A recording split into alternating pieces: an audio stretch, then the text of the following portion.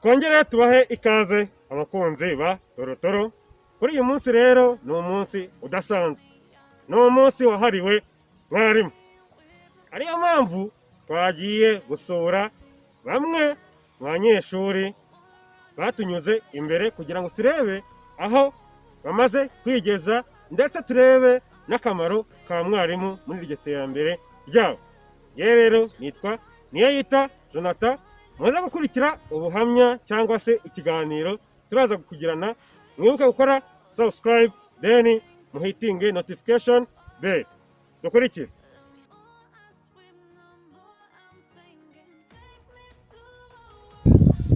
Nitwa Sindambiwe Jerome, nkaba nkuriye koperative Agri-MS Pico mu magambo ahinnye, mu magambo arambuye ni Agriculture Mechanization Services Provider. Koperative yavutse nyuma yo kwiga gukurikirana amasomo yo mu buhinzi bukoresheje ikoranabuhanga muri IPRC South. Iyi koperative rero ikaba igizwe n'abanyamuryango 15. Iyi koperative igizwe n'urubyiruko rurimo igitsina gabo n'igitsina gore. Tukaba dukora ubuhinzi hano mu karere ka Huye mu gishanga cya Mukoni. Tukaba duhinga ibigori bitewe na sezo, ubundi tugakora hinga ibishyimbo, ibirayi ndetse n'ibindi twatekerejeho, ariko cyane cyane ni igikorwa cy'ubuhinzi bw'ibigori tubasha gukora. Iyi koperative rero ivukira muri IPRC tukiri abanyeshuri. Ivuka ku gitekerezo cy'uko abarezi bacu batuganije bakumva ko twishyize hamwe byaba ari byiza, ariko mbere y'uko tugerayo n'ubundi twese turi abanyeshuri bari barangije muri kaminuza zitandukanye. Hanyuma duhora muri IPRC twese dufite level ya A0, hanyuma dukurikirana trade agriculture mechanization. Ubu tukaba twarahakuye ubwo bumenyi mu buhinzi. Tukaba tufite na kategori F twabashije gukorera kandi ibasha kudufasha. Bamwe bazikoresha hirya no hino, abandi tukaba turimo tuzikoresha hano muri ubu buhinzi. Ni ukuvuga ngo rero twiga nk'urubyiruko, turangije kwiga twararebye tuti nyuma y'uko abarezi bacu badukanguriye kwishyira hamwe, turavuga tuti ese ni gute ibi twize byazatugirira umumaro. Nibwo rero twatekereje gushinga iyi koperative, hanyuma tuza gukora ubuhinzi. Ubwo buhinzi na n'uyu munsi bukaba burimo kutugirira umumaro ku buryo hari ahantu tubashije kugera.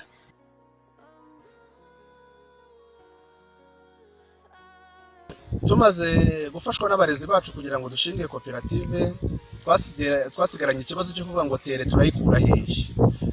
Nibwo ubuyobozi bwa IPRC bubidufashijemo, bwabashije kudusabira muri lab nayo kubera ko ubutaka ntabwo yari ifite, idusabira muri natural resources. Hanyuma noneho baduha tere hano mu gishanga cya Mukoni, akaba ari cyo turi gukorera.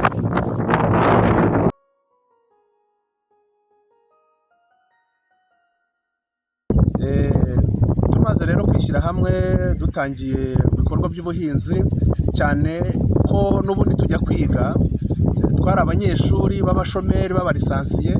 Ubushobozi ntabwo bwabashaga kuboneka, ariko noneho hagati aho ngaho IPRC idutiza imashini idufasha guhinga. Hanyuma muri ya misanzu n'ubundi twakusanyije tubasha no gukodesha imashini irubona, nazo ziraza ziradufasha guhinga. Na n'uyu munsi nizo tubasha gukodesha kubera ko tutarabasha kubona iyacu. Ni ukuvuga ngo rero twatangiye guhinga tureza. Ndibuka ko hari sezi imwe ngiye ku giti cyanjye, nubwo dukora hamwe nka koperative, ariko hari uburyo noneho tugenera umuntu umusaruro wavuye muri koperative. Nkanjye wanjye ninjije ibiro 700 by'ibishyimbo mu rugo, hanyuma mbasha kubigurisha havamo amafaranga. Icyo ni ikintu cyiza rero nakuyemo. Aho nirengagije kurondora ibigori tubasha kweza, koko iyo umuntu yejeje abasha kuvanamo nka toni 2 rwose zikavamo.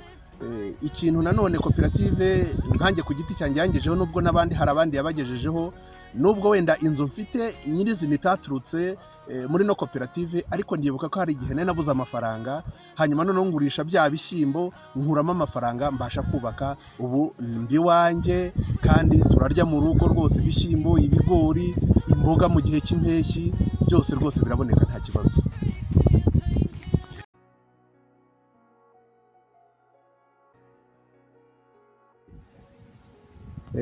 tumaze kubona ubutaka birumvikana ko ubutaka twabusabye twari tumaze kumva nka koperative ko yavutse, ubwo twari turimo dusaba ubutaka natwe nka koperative twishyize hamwe dushyiraho amategeko, cyane ko hari amategeko ku rwego rw'igihugu, hari n'amategeko agenga abanyamuryango y'umwihariko, ubwo tuyashyiraho hanyuma tugena n'umugabane shingiro.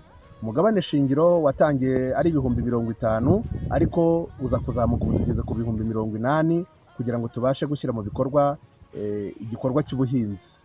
Ni ukuvuga ngo rero tumaze gukusanya uwo musanzu, tumaze gukora amategeko, hanyuma twiyandikishije muri RCA, tukaba dufite n'icyangombwa cya koperative, tukaba dukora mu buryo bwemewe na leta.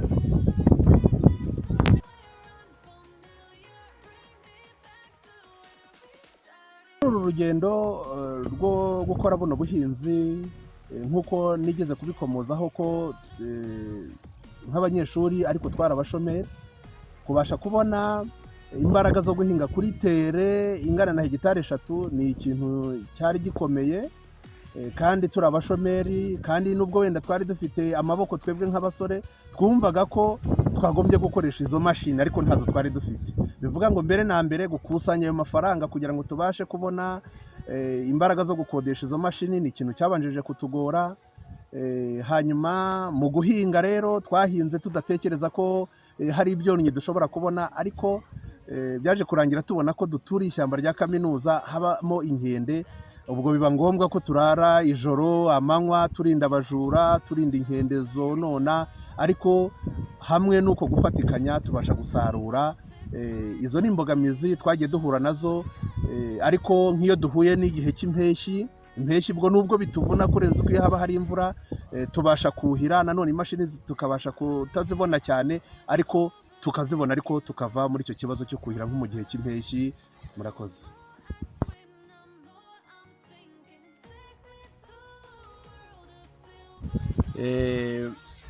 Tumaze kubona rero aho tugeze, dukoresha imbaraga zacu nkeya, nk'icyifuzo nasaba leta nuko yakangurira abikorera bagashora imbaraga zabo mu buhinzi, kuko ureba aho tugeze twebwe dukoresha imbaraga nkeya, ariko ukabona hari umuntu ufite igishoro gihagije yabasha kugera ku musaruro ushimishije.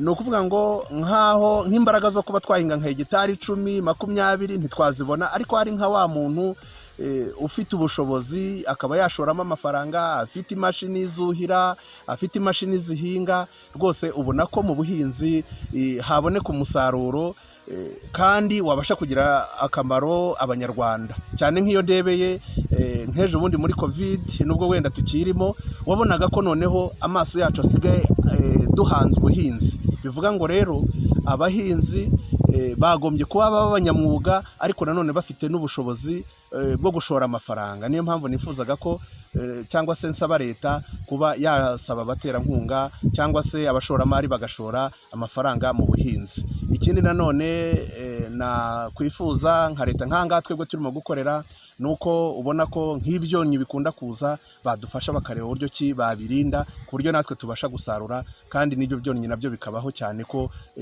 ari ibyiza nyaburanga ba mukerarugendo baza kureba. Murakoze.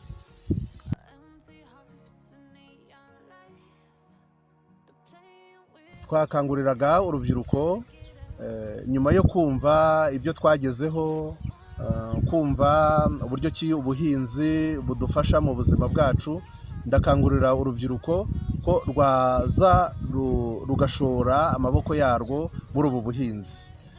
Hari urubyiruko ruba rutekereza ngewe narize, mfite lisansi yanjye, mfite PhD, mfite masters, mfite nivo ya segonderi, ukumva ko utegereje kujya mu biro gusa. Oya, ndabakangurira rwose kuba mwaza mugashora amaboko yanyu mu buhinzi, kuko mu buhinzi hariyo ubuzima, ntabwo ari ugushakisha kuvuga ngo reka ndebe ko byashoboka, ahubwo birashoboka kuko twe twabatanzeyo, urabona ko ari aho turimo kugera. Nagira ngo mbabwire ko muri twebwe mu bantu baje mu buhinzi harimo n'abagize amahirwe batoranwamo bajya hanze muri Isiraheli, barakora hirya no hino. Natwe rero muri koperative yacu, cyane ko twari twize ubuhinzi, babashije kugira ayo mahirwe, bitari ayo mahirwe yo kujya hanze gusa, ahubwo n'ibyo dukoze nabyo bibasha kuduteza imbere. Mwumvise rero ko mu buhinzi harimo amahirwe menshi cyane, mwiyumviye umuntu wafashe amahugurwa akabujyamo ndetse bukaba bumaze kugira ahantu bumugeze. Twongere twifurize abarimu bose umunsi mwiza, mwibuke gukora subscribe, hanyuma tuzasubire ubutaha. Bye.